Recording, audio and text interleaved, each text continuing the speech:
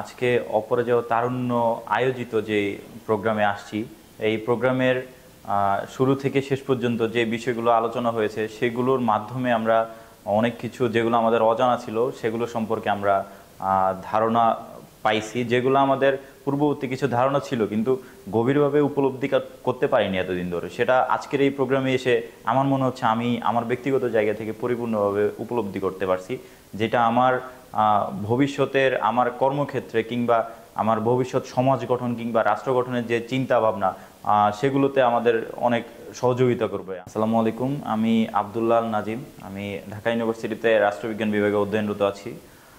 আজকে অপরাজেয় তারুণ্য আয়োজিত যে প্রোগ্রাম, সেখানে এসে আমরা যে বিষয়গুলো নিয়ে জানতে পারছি সেগুলোর আলোকে আমরা ইউথ লিডারশিপ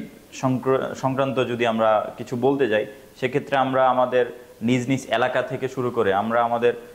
কমিউনিটির থ্রুতে আমরা আমাদের জায়গা থেকে আমরা যারা বয়সন্ধিকালে ইয়াতে আছে, যারা বয়সন্ধিকালের মধ্যেই বিচরণ করছে, ছেলে হোক বা মেয়ে হোক, তাদের জন্য আমরা আমাদের জায়গা থেকে তাদের কাউন্সিলিংয়ের বিভিন্ন রকমের সেবা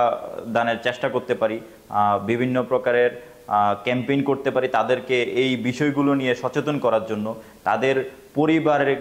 পরিবারের অভিভাবকদেরকে আমরা যাতে তাদের এই বিষয়গুলো সংক্রান্ত সচেতনতা বৃদ্ধি করতে পারি, সেক্ষেত্রে আমরা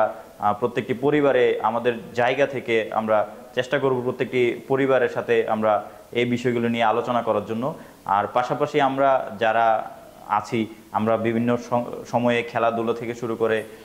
যাতে আমরা আড্ডা দিচ্ছি যে কোনো জায়গায় বসে, সেখানে আমরা বড় থেকে শুরু করে আমাদের ছোট ভাই বোনরা থাকে এলাকায় বা পাড়া প্রতিবেশীর যারা আছে ছোট,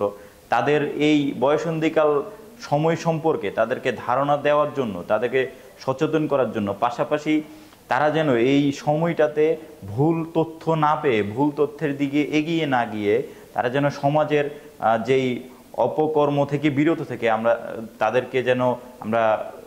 ভালো মানুষ হিসেবে গড়ে তুলতে পারি, তাদের চিন্তাভাবনাকে যেন আমরা একজন ভালো মানুষের চিন্তাভাবনা হিসেবে তৈরি করতে পারি, আমরা সেই চেষ্টা করতে হবে। সেটা প্রত্যেকটি মানুষের ব্যক্তিগত জায়গা থেকেই করা উচিত বলে আমি মনে করি।